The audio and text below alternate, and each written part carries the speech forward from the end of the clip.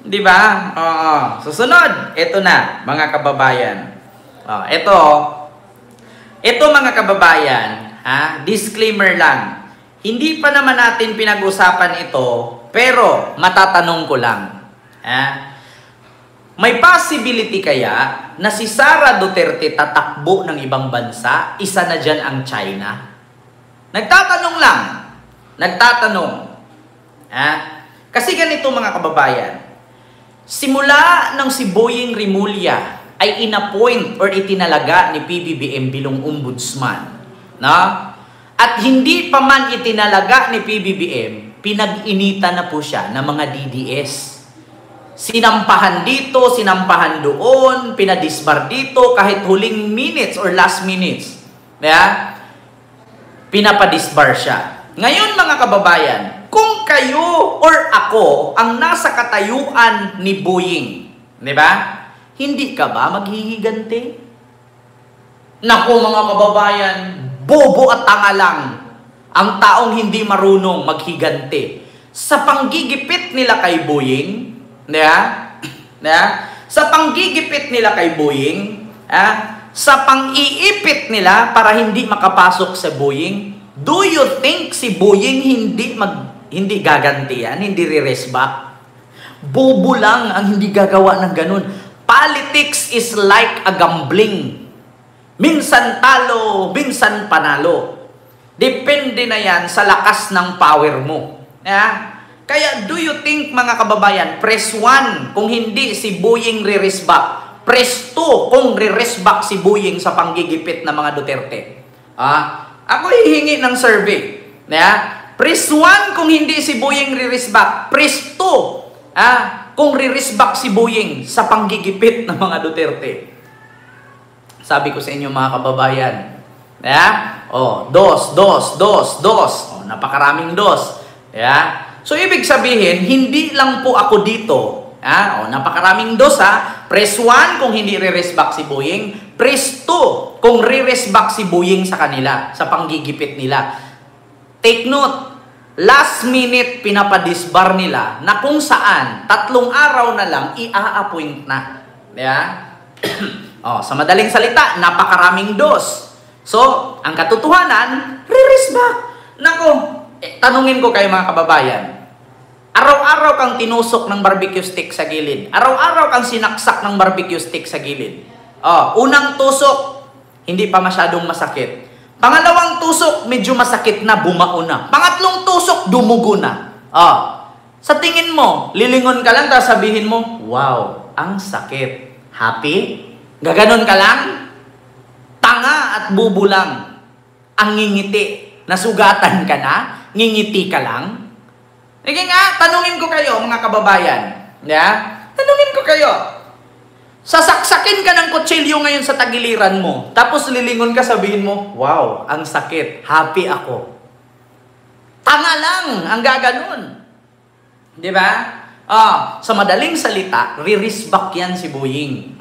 Ngayon, mga kababayan, naalala nyo naman po siguro, napapanood nyo naman po siguro, mga kababayan, kung ano ang mga pinapangako ni Boying. Isa na dyan, bubuksan muli ang kaso sa bilyon-bilyon na Parmali ni Digong, ni Lau at ni Michael Yang.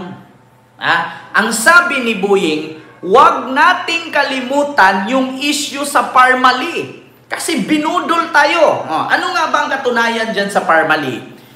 Sa mga hindi po nakakaalam, kung bakit gustong balikan ni Boying ang Parmali at sino ang nasa likod ng Parmali? Si Digong, si Michael Yang. Dawit si Bongo dyan Si Digong, si Michael Yang. Bakit bilyones ang nawawala dyan? Kasi ganito yan mga kababayan. Yung pera ng DOH, inutusan ni Digong si Secretary. Si Secretary, sino yun? Duque. Si Secretary Duque ng DOH, inutusan ni Digong na i-transfer yung bilyones. Correct me if I'm wrong, 54 billion. 54 billion. 54. Ilipat ang pera ng DOH doon sa Parmali. Kasi gagamitin daw ng mga tao kasi nga pandemic.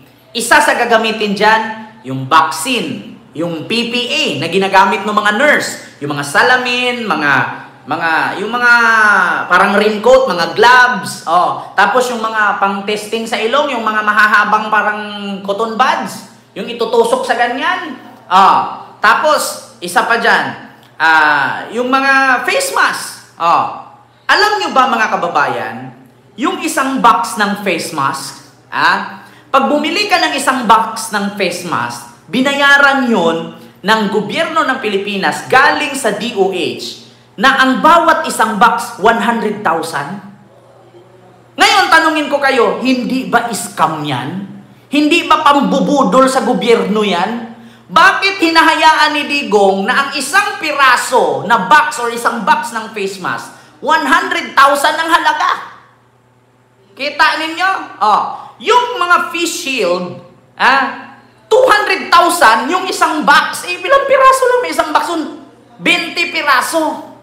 Kita ninyo? Sa Parmali. Ganon kalaki. 11 billion ang nawawala at saan napunta.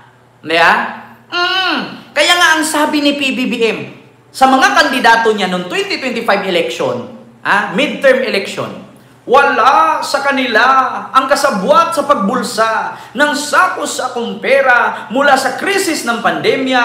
Ang ating mga kababayan pinagsamantalahan, ninakawan at hinayaang mamatay sa sakit. Kita nyo, yung nangampanya si PBBM. Kasi nga, merong 1 bilyon na naiwan sa kwarto ng Malacanang na nakalaman ay tag 100 million sa isang duffel bag. 10 duffel bag na may laman tag 100 million, so it means 1 billion po yun. So 10, so 100 million times 10, 1 billion. So ngayon mga kababayan, yun po ang nangyari. Nako, kita ninyo? Face mask pa lang yan. 100,000 isang box, pag suot mo putol. Kita nyo yung libre sa barangay, yung libre binibigay sa yung tumatanggap, sinong nakatanggap dito ng DSWD 8,000, 2 beses? Sinong pumila na nakatanggap ng tag 8,000 sa DSWD noong 2019? Tapos bukod sa 8,000, face mask, face shield, bigas, itlog, manok, mantika, tapos 1,000 cash pa nga sinong nakatanggap nun? Diba? Kaya yun ay babalikan po yun, ni Ombudsman Boying Rimulya. Diba? Kita ninyo, 100,000 halaga ng isang box ng face mask, tapos magsuot mo putol. Tapos may mga PPE pa, mga face shield pa na mga salamin-salamin na may mga harang-harang. Kita ninyo? Diyos mio marimar. So yun, isa yan sa babalikan ni Boying. Pangalawa, mga kababayan, itong mga kaso ni Sara sa confidential fund. Di ba? 6K lang dito sa amin. Actually, nung pandemic, nakatanggap ako 2 tag 8,000 Doon kay Yorme Isko yun. Isko Moreno. Sa Maynila kasi yun. Kita ninyo, mga kababayan? Kaya grabe po. Grabe ang pangbubudol nila sa Parmali. Sunod, mga kababayan. Yung pagkaso kay Sara sa confidential fund, kung saan niya dinala. Kung naalala ninyo mga kababayan, binasa po natin dito yung 7 articles of impeachment. So sa bawat articles, may kaso siya dyan. Ano bang unang kaso ni Sara dyan? Ito po mga kababayan. So, tanong ko lang ngayon, may possibility ba? Di ba? May possibility ba, mga kababayan, na si Sara ay tatakbo katulad kay Harry Roque? Depende po kasi yon Sir Nathan de la Cruz, sa lugar. O depende sa ira ng lugar nyo yon. Kaya, ganun ang matatanggap ninyo. Sa amin kasi, dati, nung nasa Maynila pa ako noon, 8,000, 2 beses. Sa Imloilier pa nga namin kinuha kasi may may code. So, ito po yun, mga kababayan. May possibility kaya si Sara na tatakbo ng China at matulad kay Harry Roque? Ito, pakinggan ninyo mga kababayan. Ano nga ba yung mga kaso ni Sara Duterte na nakatingga ngayon sa ombudsman. So do you think mga kababayan na sa 10 kaso ni Sara, walang tatalab dyan? Ha? Sa 10 kaso ni Sara, do you think walang tatalab dyan? Pakinggan ninyo si Manang Aimee. Ang katotohanan ay maraming kaso nakapila kay VP Sara, no? Ang dahil-dahil niyang kaso at hindi natin masasabi na kumbaga walang accountability. Marami pa rin pananagutan kasi ang dami pa rin kaso. Ngayon mga kababayan, tanong ko lang, yung mga kaso na yan ba ngayon, gumagalaw ba yan?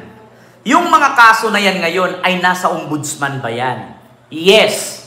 Nasa ombudsman, nasa COA, marami po yan nakatingga. Sangkaterbang kaso. Si Aimee mismo nagsabi. Kaya do you think mga kababayan, may possibility kaya si Sara mag-asylum sa ibang bansa? Katulad sa ginawa ni Harry Roque?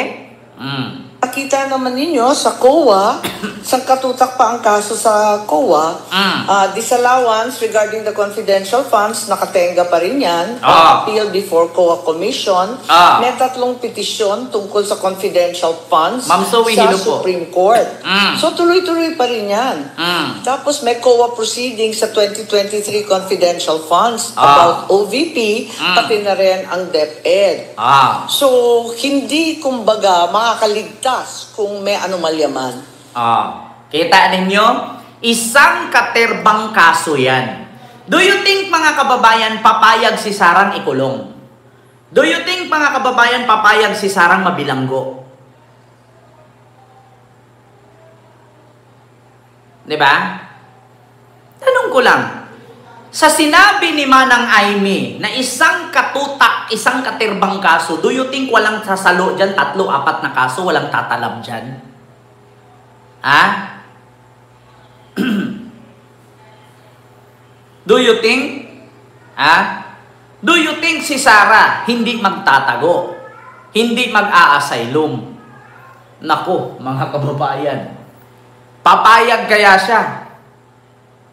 Kasi ito mga kababayan, ito ang masasabi ko. Ito ang masasabi ko niyan. Kung sakali man na yung isang katerbang kaso na sinabi ni Aimee ay tatalab, siyempre pag tumalab yan, kulong ka talaga. At do you think mga kababayan, si Boying Rimulya nagbibiro? Tutuhanin niya yan. Maskin nga si PBBM, walang takas dyan eh. Tutuhanin niya yan.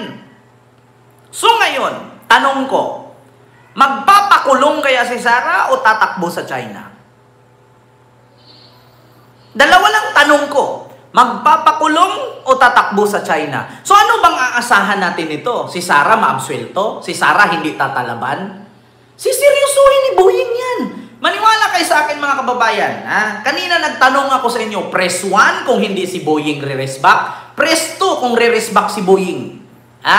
So do you think mga kababayan, sa sinabi ni Aimee na isang katerbang kaso, walang tatalab dyan sa 10, maskin 3 o 4? May tatalab dyan. Pag tumalab yan, anong mangyari kay Sara? Ngingiti lang, hindi makukulong? Makukulong si Sara dyan. Mark my word. Ma'am MG ulit, maraming salamat po ma'am sa pagpapamember dito sa ating YouTube channel. Tatalab yan. Ulitin ko Ang katotohanan ay maraming kaso nakapila kay VP Sara, no? Ang dahil-dahil niyang kaso at hindi natin masasabi na kumbaga walang accountability. Marami pa rin pananagutan kasi ang dami pa rin kaso. Nakita naman ninyo sa COA, sangkatutak pa ang kaso sa COA. So do you think hindi tatalab yan? Aligaga sila ngayon mga kababayan. Sabi ko sa inyo, si Boying, hindi yan palalampasin. Kung si Samuel Martires noon, hindi ko alam anong ginagawa niya noon, kung bakit walang nakukulong. Do you think si Boying ngayon wala? Nako, Alam nyo, itong ginawa ni Boying, kung mapakulong niya ang mga malalaking isda dito na kurakot sa Pilipinas, may possibility si Boying magiging presidente pa yan. Niwala kayo sa akin. Kung mapapakulong ni Boying 1, 2, 3, 4, 5 na mga magnanakaw sa Pilipinas, automatically magiging presidente yan. Niwala kayo sa akin.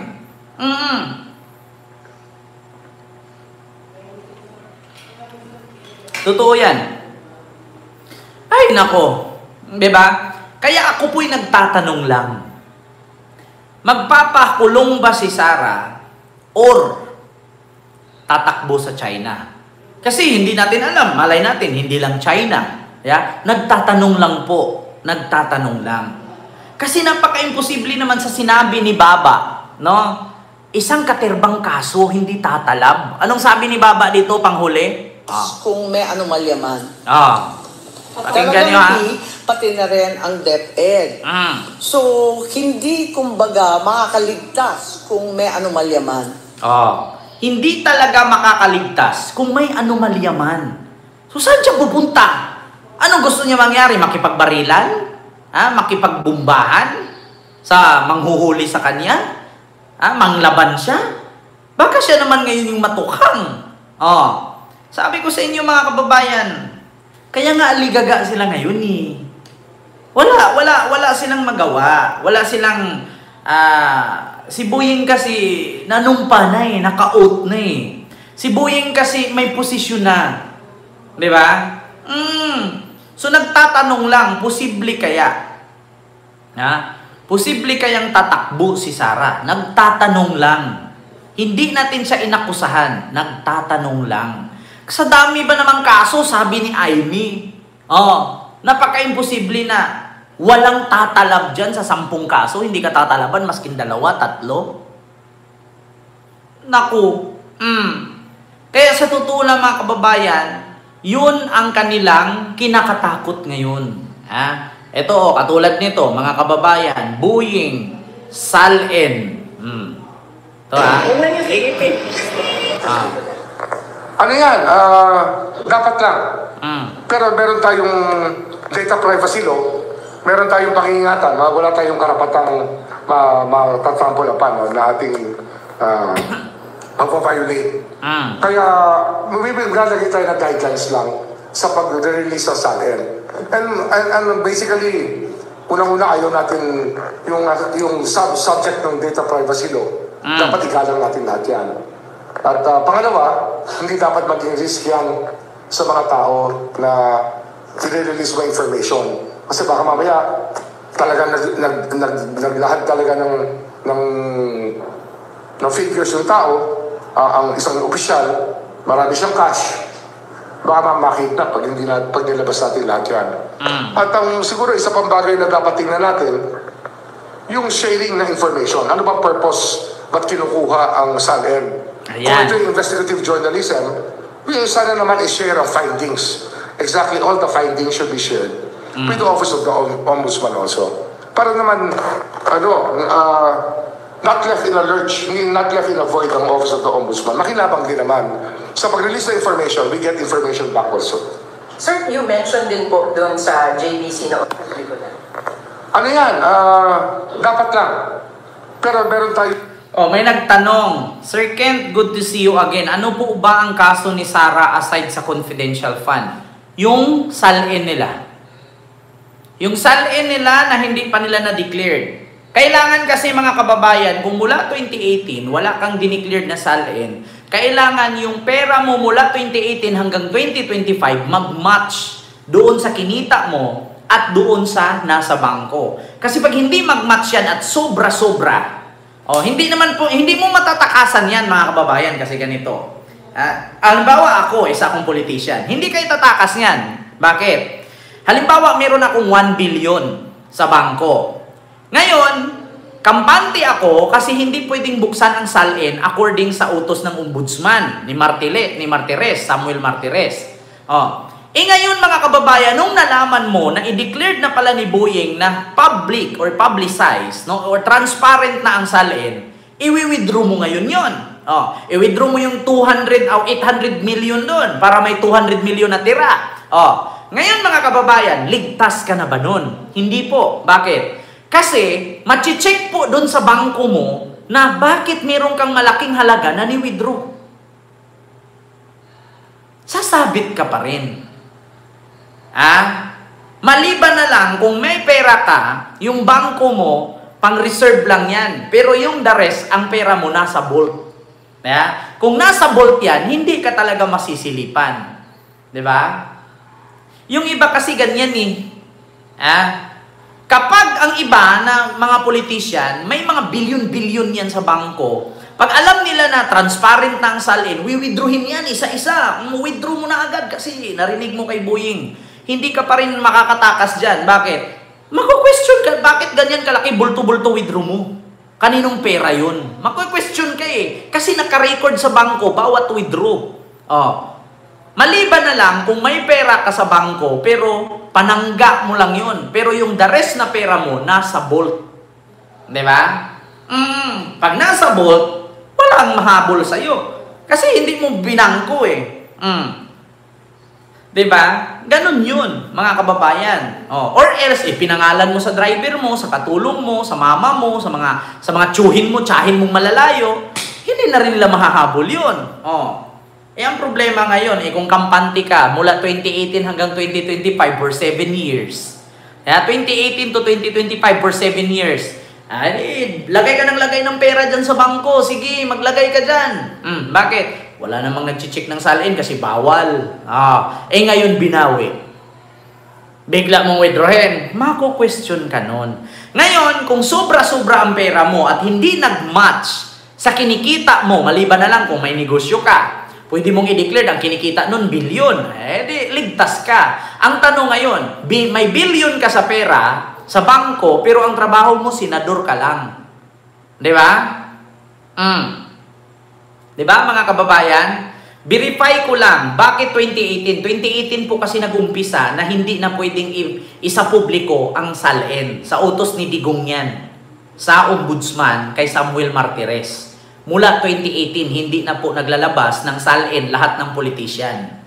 Kasi pinagbawal ni Digong. So, 2018 hanggang ngayon, hindi po 2022, 2018 po. Oo. Diba? Ganun po yun, mga kababayan. So, ngayon, mga kababayan, may possibility kaya na magora, katulad kay Roque, si Sarah. Nagtatanong lang. Diba? Nagtatanong lang. So yun lang mga kababayan, yung aking reaction dyan. Na may possibility kaya, mga kababayan, na tatakbo. Nako. Sabi pa naman dito mga kababayan, sa file ni Trillanes na mga bank account. Mga bank account daw ni Digong at ni Sara. Sabi nga ni Sara, ito Sara, wait lang mga kababayan. Sara Duterte, bank account. Kita ninyo Actually, yung listahan ng bank account na yan, bank accounts, madami yan di ba? Inamin niya madami. Kasi 2016 na nilabas, hanggang ngayon may file ako niyan kasi nung lumabas yan, isa-isa ko pinuntahan lahat ng bangko. At tinanong ko sila isa-isa sa mga nakapangalan sa akin at yung mga accounts. Meron talagang mga accounts doon na hindi alam ng bangko, hindi ko rin alam, pero nandoon siya sa listahan. So, do you think mga kababayan, tanungin ko kayo, sabi niya, merong mga bank account na nakapangalan sa kanya na hindi alam ng bangko at hindi niya rin alam. So, paano nangyari yun na nakapangalan sa kanya at recorded sa bangko na hindi daw alam ng bangko at hindi niya alam? So, ano yun? Bobo lang ang taga-bangko? Kasi actually, mga kababayan, hindi ka po basta-basta makagawa ng bank account, kung hindi ka magpasa ng ID. Dalawang ID po yan, birth certificate at valid ID. So, paano nangyari yun na meron daw talagang bank account, nakapangalan sa kanya na hindi niya alam at hindi alam ng bangko? Ano yun? So, do you think ang bangko bobo? Ha? Oh, ito Isa-isa sa mga nakapangalan sa akin at yung mga accounts. Meron talagang mga accounts doon na hindi alam ng bangko, hindi ko rin alam, pero nandoon siya sa listahan. So, tinatanong ko yung bangko, bakit may ganito? Sabi nila baka non-existent talaga yan na mga... Non-existent? Ano yung non-existent? Napaka-imposible. Ano yun? Ghost bank account? Ano yun? Yung bangko gumagawa ng account kapangalan mo? Tapos sabihin, hindi alam ng bangko? Ano yun? Eh di sana kasuhan mo yung bangko kasi bakit ka ginawaan ng bank account at nadadawit yung pangalan mo? Kung bakit meron kang account dyan at nakarecord dun sa listahan na ipinasa ni Trillanes, bakit kayo, halimbawa ako si Kent Garcia, inisyuhan ako ni Trillanes ngayon ng isang masakit na issue na si Kent daw maraming bank account yan, iba-iba ang laman ng pera dyan, napakarami. So, ngayon yung ipinakita ni Trillanes, nag-match doon sa bilang doon sa bangko. So, do you think hindi ako magreklamo sa bangko? Do you think hindi ko ikasuhan yung bangko? Na bakit napakaraming pangalan ko dyan at napakaraming account na sangkot ako nang hindi ko alam? So, ano yun? Ginagamit ng bangko yung pangalan ko? Mahirap yung ganun eh. Mahirap. Oo, mahirap. Diyos ko. Ng bangko, hindi ko rin alam, pero nandoon siya sa listahan. So, tinatanong ko yung bangko, bakit may ganito? Sabi nila baka non-existent talaga yan na mga account. So, meron akong accounting even nung mga sinasabi nilang transactions, tinanong ko din yan sa bank. Kita nyo, Manila Times po yan ha. Sa Manila Times po yan pinost. Di ba kita ninyo? So, paano nangyari yun kung ako, isang kliyente, tapos ang dami kong bank account na nakalagay, tapos sabihin ko, bakit nandyan? So, bakit meron pa akong isang account? Iisa lang naman ang kinuha ko. So, magreklamo ka ngayon sa bangko, masira ang bangko nun. Kasi bakit? Alam nyo, magsinungaling ka na nga lang, nahuhuli ka pa. Nadulas na naman si Sarah Mau, sabi ni Ma'am Winnie Artus. Diba? Kita nyo yan? Kaya yun, mga kababayan. So pag yan binalikan ni Boyeng Rimulya, may possibility nga kaya natatakbo si Sarah ng China.